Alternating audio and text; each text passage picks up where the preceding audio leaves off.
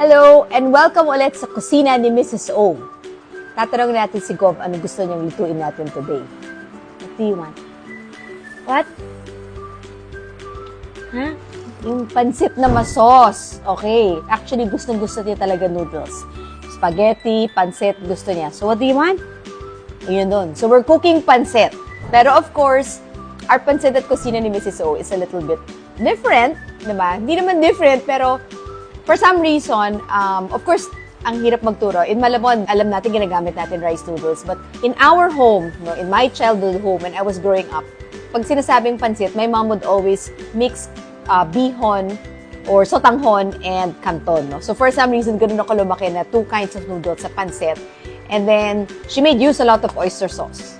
So our pancit for today will be with oyster sauce. May pagka-Chinese inspired because we're gonna add some wansoy. And Go will have some. Okay, let's go! Let's wash our hands! Okay, so for today, dami natin lulutuan. Laki. So, we are going to be cooking a gigantic pancit. Sandali, nawala yung aking bihon. So, we're gonna use this noodles. Vermicelli, sotanghon, and pancit canton. Any brand will do. So, we just went to the grocery. And then, my main protein will be just pork. So, binili ko yung menudo cut na pork, tapos kinat ko lang into strips kasi not so expensive. And then, whatever vegetables, so meron tayong repolyo, carrots, bell peppers, konti, may natira, a lot of wansoy, chicharo, green beans, konting celery, garlic, onions. And then, the sauces will be these, no? So, it will be oyster sauce. I'm gonna put a little bit of sesame oil pag turn off ko ng fire. Ito yun, yung sinabi kong soy sauce from the other vlog. Coconut brand. Yan, ganda. And then, chicken bouillon. Dadamihan ko na kasi maraming recados. So, garlic. Ooh, let's put some more. Okay. So, huwag nyo na i-guess ilang taong nandito nilulutuan natin. But, we're just cooking away. Celery. And then, I'm going to be putting the pork. Kasi pinakamatagal, malito. I don't mind putting the carrots and the other vegetables last because it's also nice na it's a little bit crunchy. So from here, I'm just gonna put some white pepper. Not gonna put salt kasi we'll be putting a lot of soy sauce later. So inaano lang natin yung recados.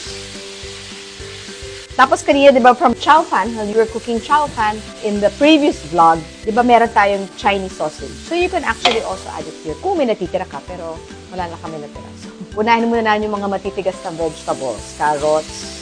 Add it. Bell peppers. Mix it all up. Very easy. Actually, pancit in every household, marami na di ba? But, I guess may iba-ibang variation. I'm not sure if it's a province style or attached, but with us, gusto ko masos. So, ibig sabihin medyo mabasa when we make pancit here at home. So, I like it that way. And I want to see a little bit of shine. Hindi ko alam. Parang umisaid. I guess shine? Yung parang medyo, kasi parang mas malasa pag mga makintab yung kinakain mo. Hindi ko alam kung mantika yon, pero ayoko masyadong matte. So, there. Gonna add some. Mabilis lang ito lutuin. Because after we saute it, we're gonna put the chicken broth, or actually just the chicken bouillon. This one, chicken bouillon, this is about 2 cups of water and chicken bouillon.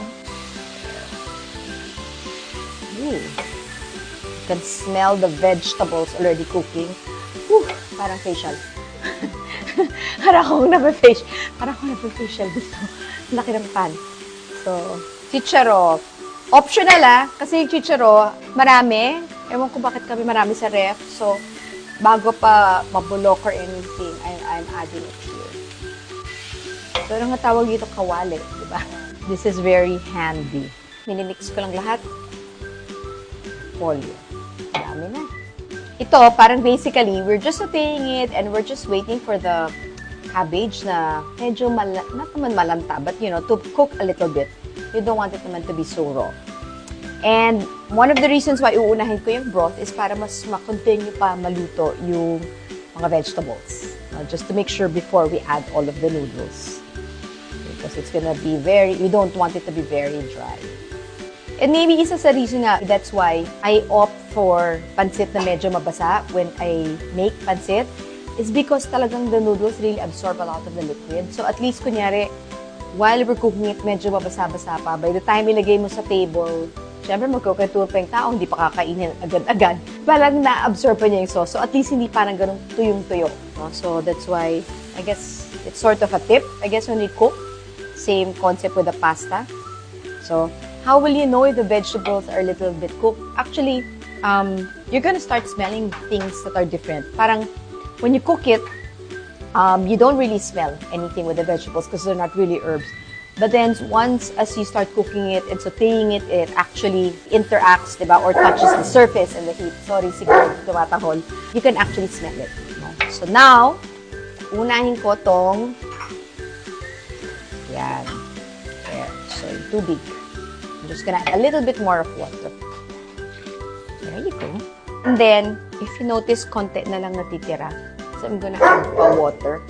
I don't know kung ginagawa nyo yun. Kunyari, medyo konti pa. I add a little bit of water to really shake it and concentrate para mas ma-absorb. Kasi sayang. Diba? You just think it's maalat, but no. So, there. See. So, meron pang natitira. What I will do is I'll add a little bit of water. Sayang naman eh. Diba? Yun, diba? Yun. Para malinis natin. Just make sure you hold it. Baka mamaya mag-splatter. So, yun. Sayang. So, meron pang konti, oh. Pwede pang isang shake. Parang unang piga. Dalawang piga ng kayo. Just gonna... There you go. Then, lalagyan ko lang ng konting soy sauce. Para malasang-malasa. Tsaka yung kulay. Okay.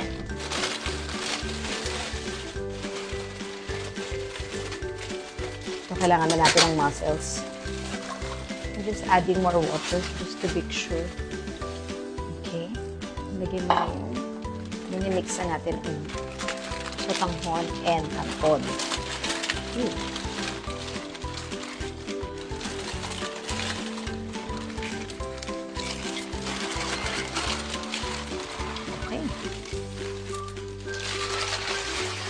Nilagay ko ito until ma-absorb siya.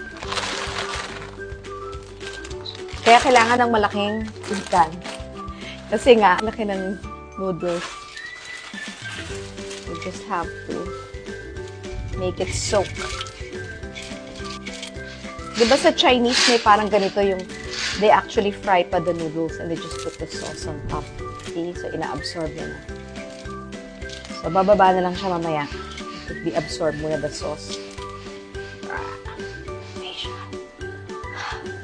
Nakita niyo na ba yung whiteheads ko? Tsaka blackheads ko? Sa steam. So, see, look at that. Medyo lumambot na siya. Texture will continuously change as it absorbs all of the liquid. Hold on. I'm not sure if you can hear the microphone, the steam. I have to just hold the pan. Yung kawali. Ayan. There you go. So, bilis niya na lumiit. So, may isa na lang tayong natitira. I'm just gonna add some more water. So, I'm just adding more water. Make sure. There. Because we want it to be mabasa, soft, diba? And very, very na-absorb na. Just gonna add some salt just to be sure may lasa to. May isa pa dito hindi pa ma-absorb. Kubera natin yan. Para ma-absorb niya. Just gonna make sure it's well mixed na. The canton and the sotanghon. Actually, come to think about it, hindi ko alam bakit hinahalo parati sa house namin growing up ang canton and sotanghon. Naisip ko, baka kasi nagkulang. ang dami namin magkakapatid. So baka it was not intentional, but for some reason, when I cook pancit, dun ko siya na-associate ko siya with that memory, no, sa bahay. So there, it's very well absorbed na ang ating, gonna make a little bit of water. There, just to be sure. I wanna try it kung may taste. Saka di pa ako nag-lunch. Very malasa. I'm just gonna lower the fire.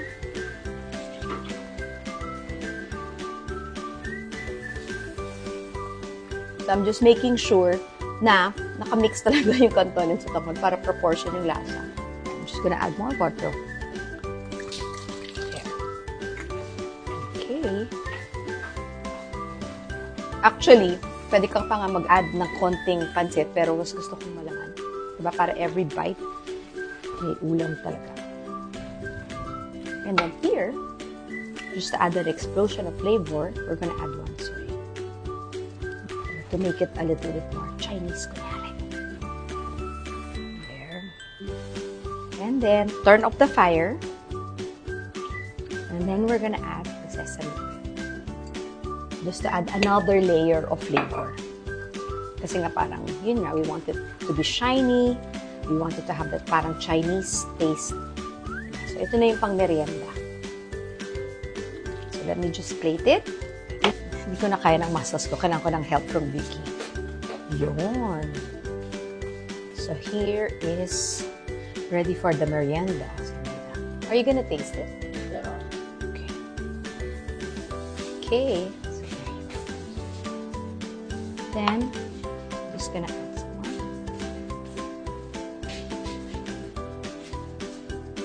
And then, you know what? If you have happen to have cashew nuts or even crushed chicharon, you can crush. Diba? Which I think we have chicharon. I can crush it. Meron pa akong tirang chicharon. So, I'm gonna put it there.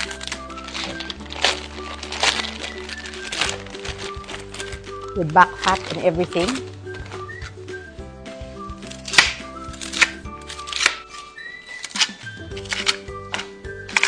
Yun. Para lang may konting crunch, you can do that also. Here. Okay. Okay. And then here we go. Hindi ko alam anong tawag dyan, but I guess it's saucy pancit. Kasi mas sauce. And it's canton with sutanghon. So, ready for merienda. Dito na si Taster.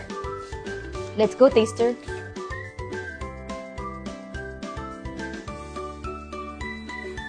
Somebody will taste it. Let's try it. Ooh. Let's see. That's sort of fun. Sotanghon with canton. Good. Very good. Probably eat more. Bye. See you soon.